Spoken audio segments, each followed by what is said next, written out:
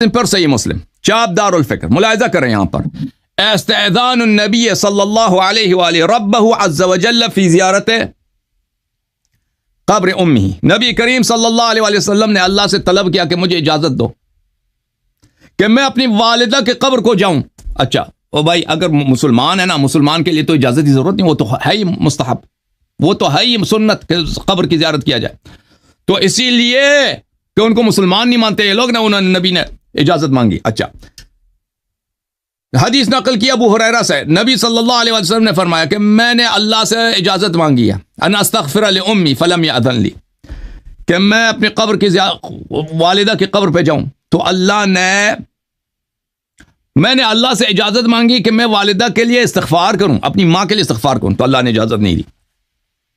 اور پھر اللہ نے سے میں نے اجازت مانگی ہے کہ میں ان کے قبر کی زیارت کروں تو اللہ نے اجازت دے دی ہے. اچھا پھر اگلا حدیث بھی وہی ہے بھائی کہ میں نے استغفار کی اپنی ماں کے لیے میں استغفار کروں, اللہ نے کہا استغفار نہیں کر سکتے اپنے ماں کے لیے. اچھا کیوں استغفار نہیں کر سکتے ماں کے لیے؟ ہاں ماں کے لیے استغفار کیوں نہیں کر سکتے بھائی؟ اس لیے کہ ان کی ماں جو ہے مسلمان ہی نہیں ہے. ملاحظہ کریں یہ شرح صحیح مسلم ہے بشرح النووی جلد نمبر 7, یہاں پہ ملاحظہ کریں استأذنت ربی ان استغفر لأمی فلم یأذن لی, میں نے اپنے رب سے طلب کیا کہ مجھے اپنی والدہ کے لیے استغفار کی اجازت دے دو, کب میں اپنی والدہ کے لیے طلب مغفرت کروں تو مجھے اجازت نہیں دی, لیکن مجھے کس چیز کی اجازت دی ہے؟ ان کے قبر کو دیکھنے کی اجازت ملی ہے. فیہ جواز زیارت المشرکین فی الحیات وقبورہم بعد الوفات.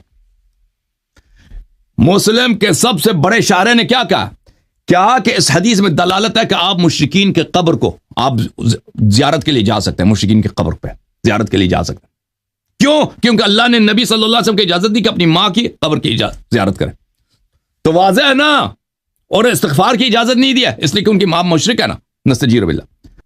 اچھا وفیہ النہی عن الاستغفار للکفار, اس حدیث شریف میں کہ اللہ تعالیٰ نے کہا اپنی ماں کے لیے آپ استغفار نہیں کر سکتے, تو کیا اس کا وجہ کیا ہے؟ اس کی وجہ یہ ہے کہ آپ کفار کے لیے استغفار ہی نہیں کر سکتے. جی کفار کے لیے کوئی استغفار نہیں کر سکتے. اچھا تو اب نبی صلی اللہ علیہ وآلہ وسلم کو ہاں دونوں طرف سے جو نجیب الطرفین شریف الطرفین تھے نا, نستجیر باللہ, دونوں طرف سے مشرک الطرفین بنا دیا لوگوں نے.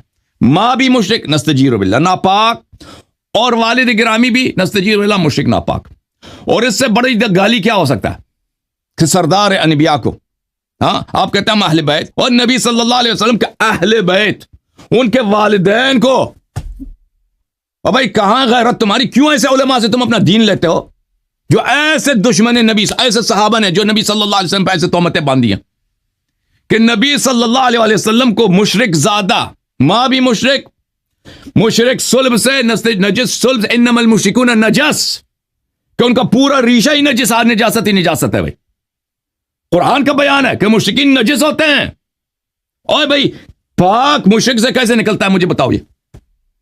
اور شیخ صاحب مجھے سوال سمجھا دو کہ پاک نبی مشرک بطن سے, مشرک رحم سے, مشرک صلب سے یہ کیسے یہ ممکن؟ تم نے نبی کو مشرک نجس بنا دیا بھائی. اگر ماں باپ نجس ہے تو یہ کیسے پاک ہے؟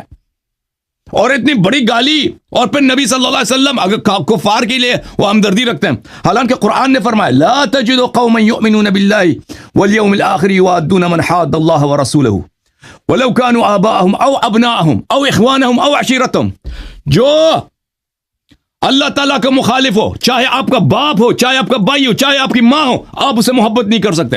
لیکن آپ نے یہاں پہ دکھا دیا کہ نبی صلی اللہ علیہ وسلم نے اپنی ماں سے محبت کی ہے, حالانکہ وہ اللہ کو بھی نہیں مانتی, مشرک بت پرست ہے. تو بہرا, اور آپ نے خود فتوی دے دی شیخ صاحب, جو نبی صلی اللہ علیہ وسلم کو اور ان کے نسب میں نقص داخل کرے, نقص قائلو یہ شاتم نبی ہے اور شاتم نبی کافر ہے. تو پتہ چلا میں آپ سے جو میرا مطالبہ آئے ایک صحیح حدیث دکھاؤں. یہ تو حدیث صحیح ہے کہ ان کے والدین دونوں جہنمی ہیں, کافر مشرک ہیں, نستجیر باللہ. آپ اپنے عقیدے میں ایک حدیث دکھاؤ صحیح کہ ان کے والدین جو ہے مسلمان تھے, تو آپ کے پاس کوئی حدیث نہیں ہے, کوئی حدیث نہیں ہے صحیح. ضعیف جو حدیث پیش کرتے ہیں وہ کسی آپ کے لیے حجت نہیں ہے.